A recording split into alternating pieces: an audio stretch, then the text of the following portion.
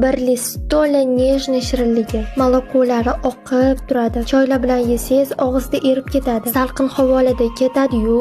Videoni yo'qotib qo'ymaslik uchun like bosib saqlab oling. Menga podpisatsiya tugmasini bosib qo'ying. Agar siz bundan ham shohona, ya'ni 3 qavatli nejniy retseptini qidirayotgan bo'lsangiz, videoni profilimdan topasiz.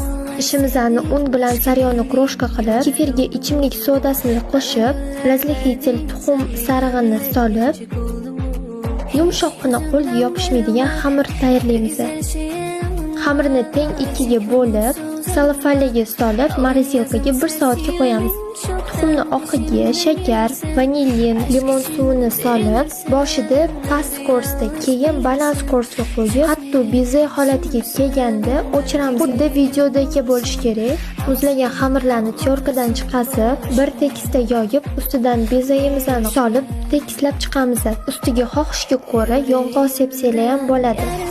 Ustidan ikkinchi xamirimizni tyorkadan chiqazib 160 gradusdagi duxovkamizga 1 soatga jo'natamiz. Nejniy shirinligimiz tayyor. Oila a'zolaringizni xursand qilib, albatta tayyorlab qo'ying. Videoni nejniy yoqtiradigan do'koningizga tashlab qo'ying.